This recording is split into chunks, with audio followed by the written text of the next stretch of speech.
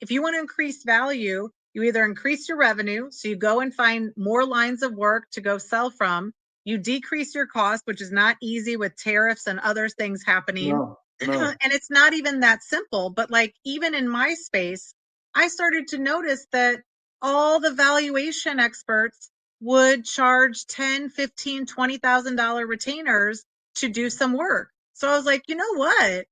I could be like the strategic person that comes in and is like, hey, for $5,000, for $7,000, for $10,000, let's just do a quick and dirty analysis. Like, you just need the numbers. You don't need that fancy report. Like, Yeah. Oh, I yeah. knew what my customers wanted enough so that I could go in and kind of circumvent everybody else. But how are you like, you can't always just double your prices, because that's a great No. way to increase revenue, right? What are some other things when you're looking at it and you like, we right now, online marketing, if you're not online, if you're not out there on socials, if you're not on YouTube, if you're not creating content, like, nobody's going to be aware of you, right? Everybody's going to the internet. So that's one way.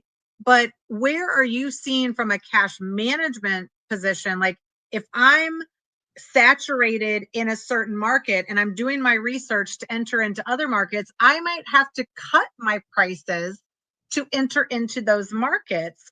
Yeah. Or what else do I need to focus on? Right? Well, we realized this is really crazy.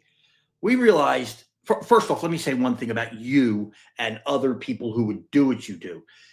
There's certain big companies, they almost won't work with somebody unless they charge a shitload of money. Yep. I have a brother of mine who people would pay him. He's MBA from Penn. He had done stuff similar to what you did, turnarounds type stuff. He would tell me what they would pay, and I'd be like, you have to be kidding me. That is absolutely absurd. And he would Right. say, but they wouldn't hire you if you charged less. Right. You have to be. So you've come to realize, I think, you have a spot where you're like, no, I don't want to be that person.